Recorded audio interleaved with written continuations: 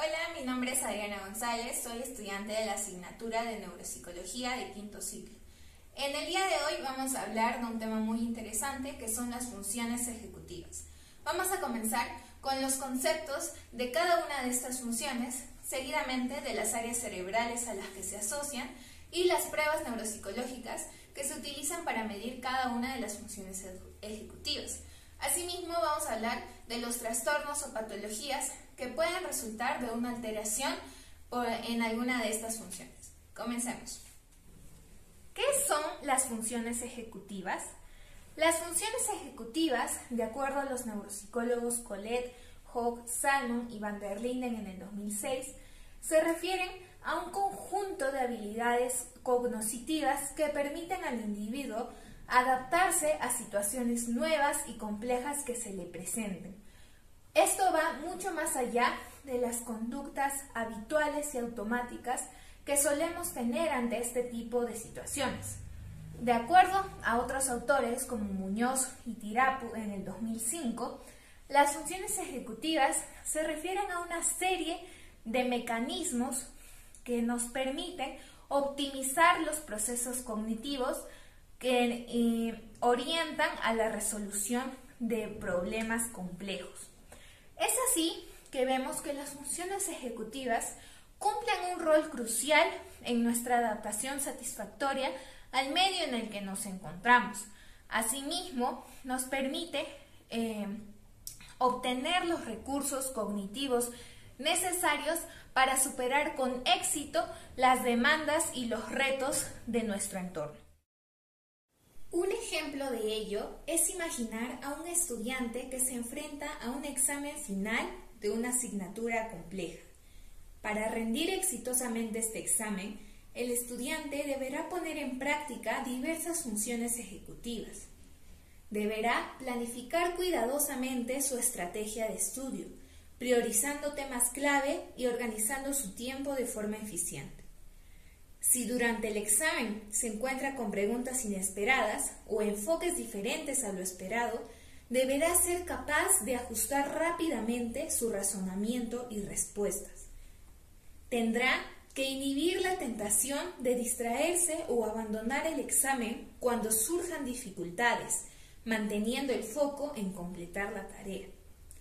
Y deberá mantener en mente múltiples piezas de información relevante, relacionándolas entre sí para dar respuestas coherentes y fundamentadas.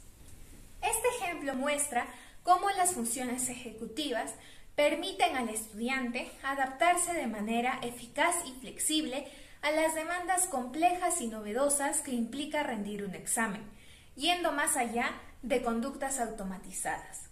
A continuación, voy a explicar cada una de estas funciones ejecutivas. Como primera función ejecutiva tenemos a la toma de decisiones. De acuerdo a los neuropsicólogos Bechara y Verdejo García en el 2010, en su artículo Neuropsicología de las funciones ejecutivas, la toma de decisiones se refiere a la habilidad para seleccionar la opción más ventajosa para el organismo dentro de un rango de alternativas disponibles. Es así que la toma de decisiones no solo implica elegir la mejor opción, sino también evaluar las consecuencias que tiene cada una de estas opciones y compararlas, finalmente concluyendo cuál es la mejor.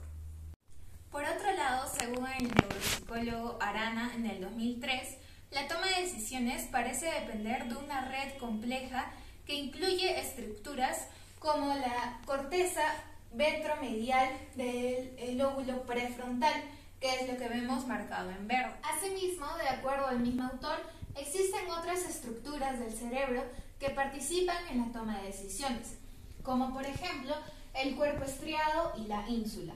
El cuerpo estriado se compone del putamen, que se encuentra en la parte de acá, el globo pálido, que es la estructura morada, y el núcleo caudado, que es esta estructura larga de aquí.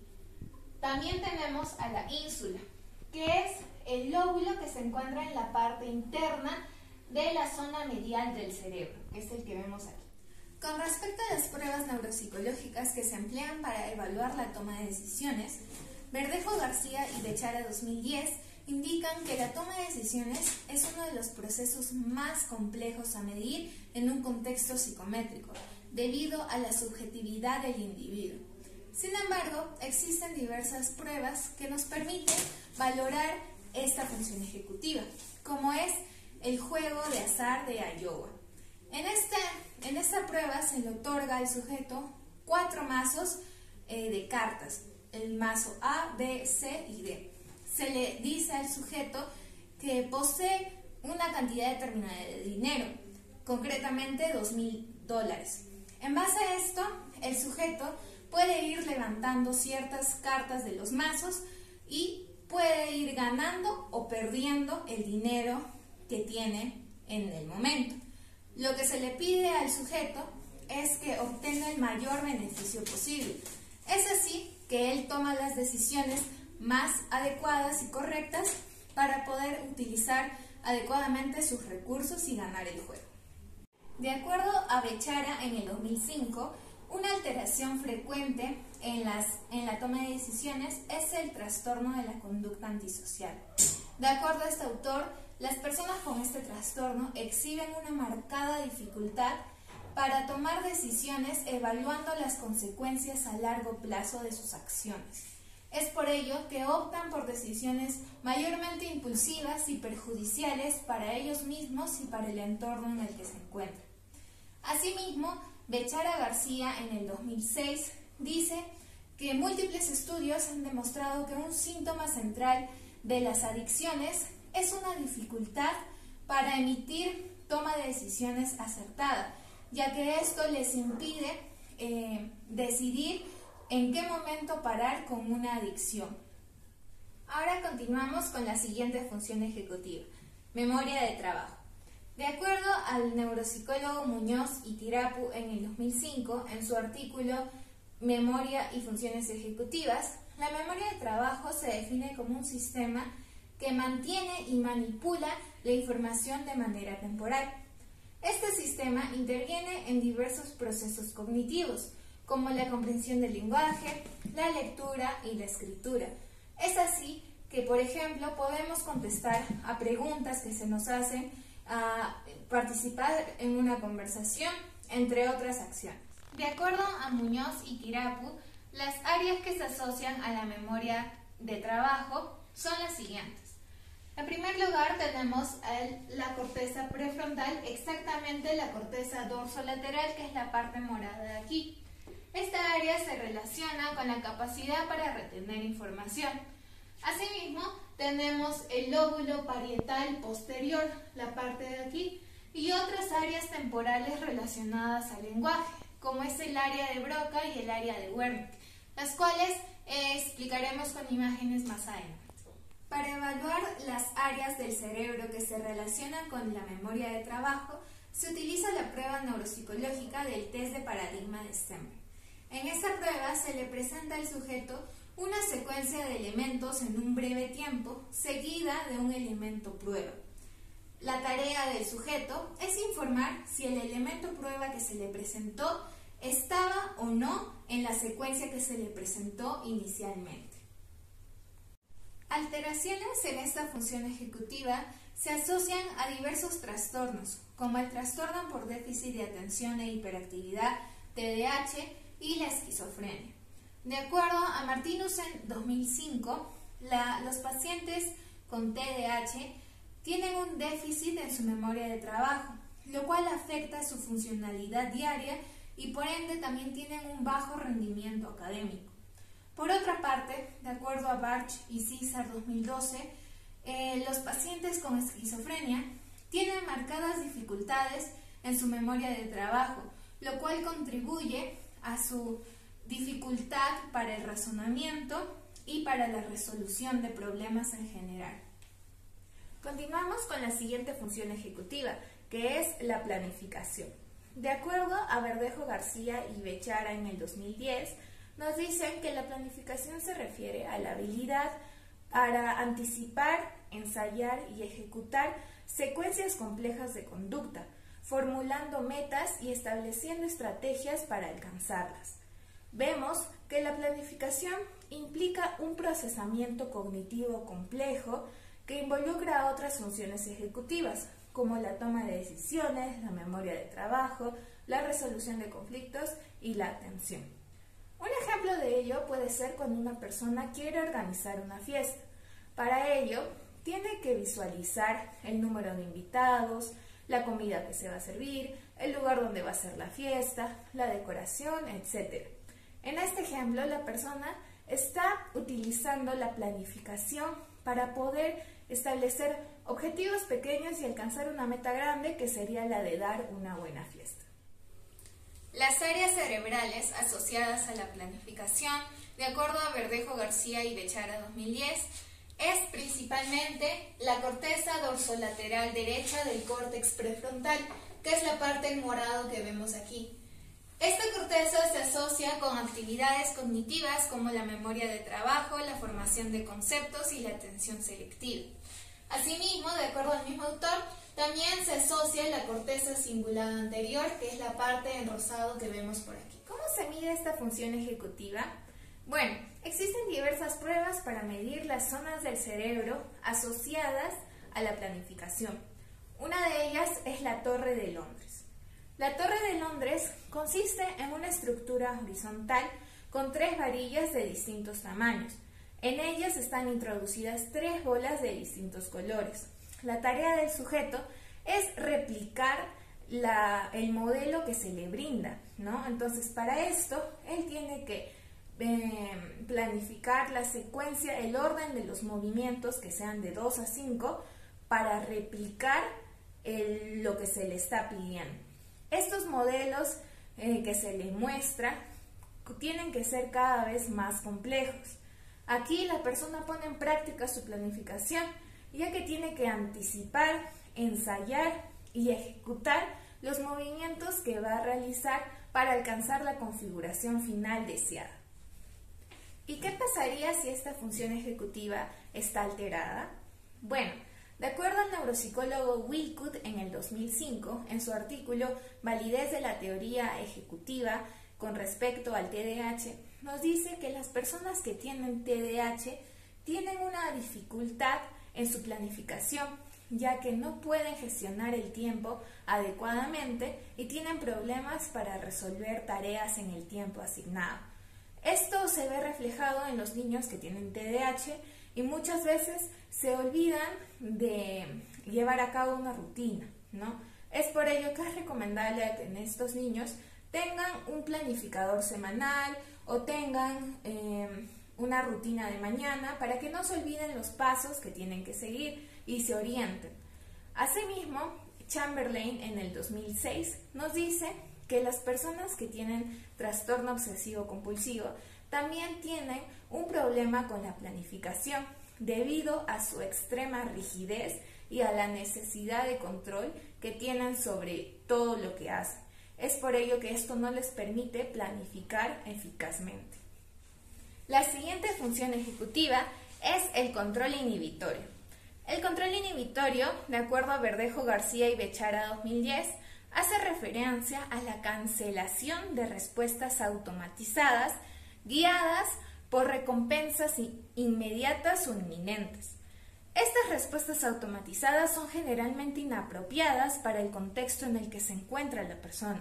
Es así que el control inhibitorio cumple una función de regulación primordial para la conducta y la atención.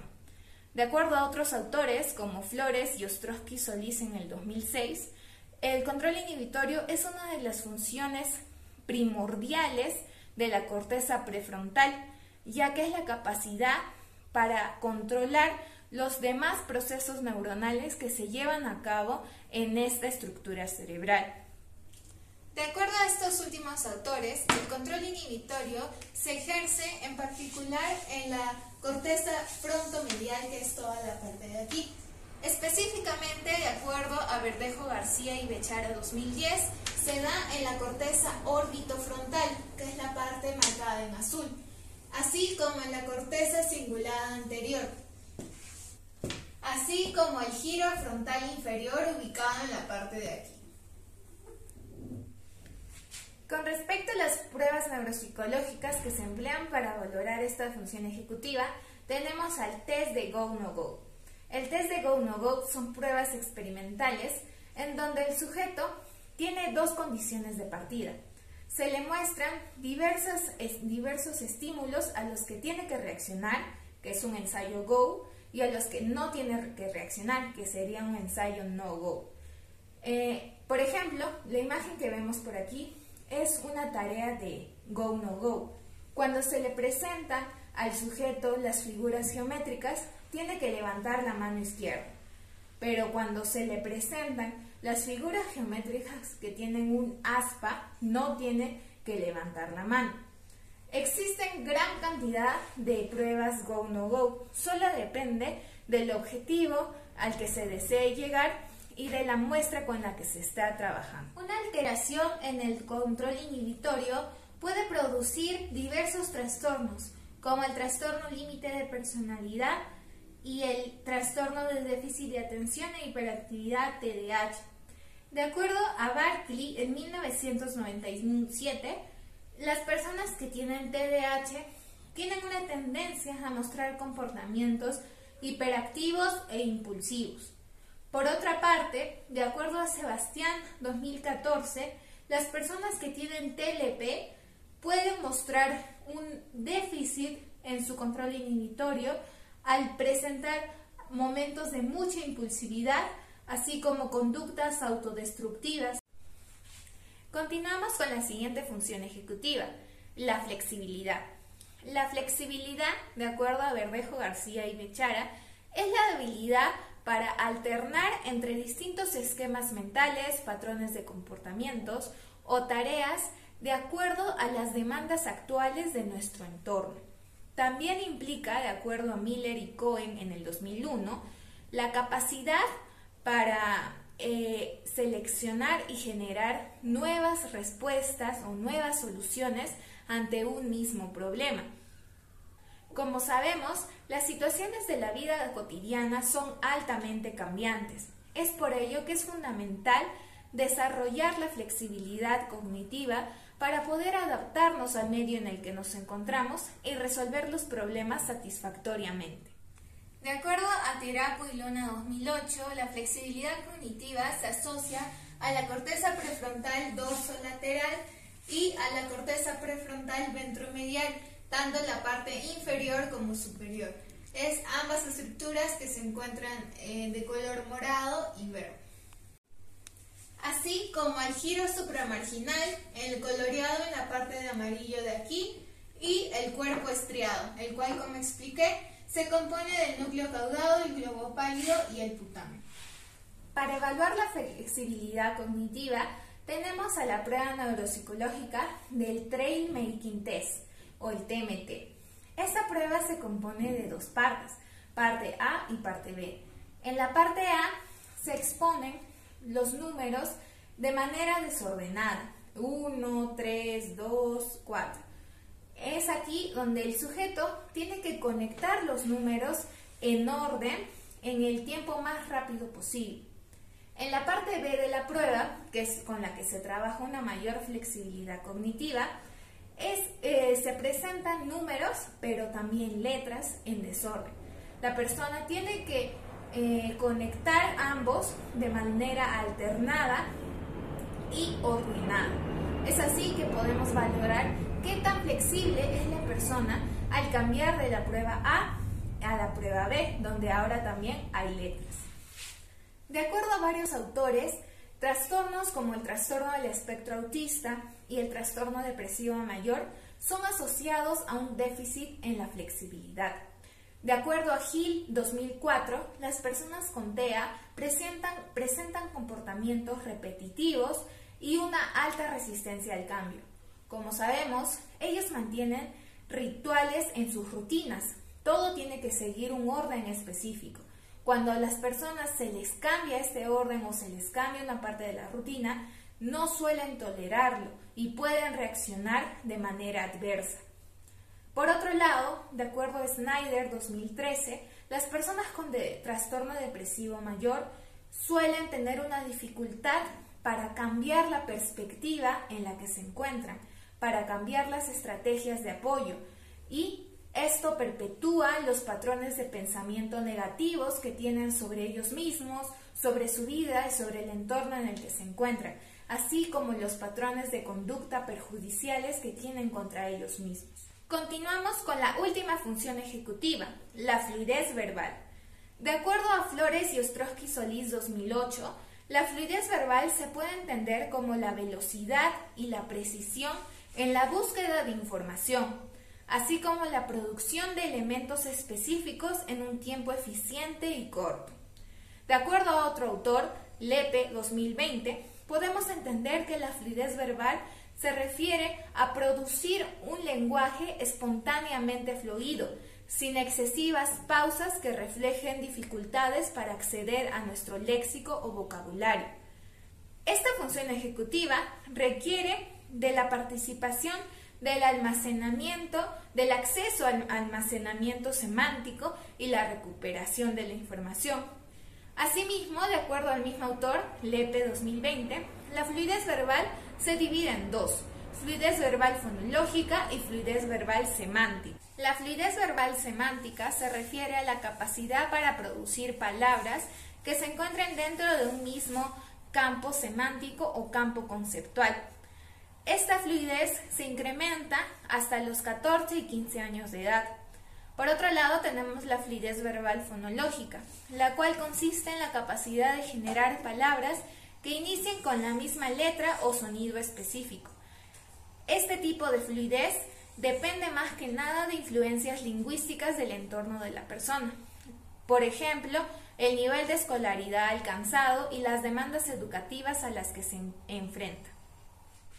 De acuerdo a Weiss, quien estudió las zonas de activación cerebral en la fluidez verbal de hombres y mujeres sanos en el 2003, nos indica que las áreas de activación de la fluidez verbal, en especial de verbos o acciones, se asocian con las áreas de la zona premotora, que es la parte en verde que vemos por aquí, así como el área de Broca, que como sabemos es la encargada de la producción del lenguaje.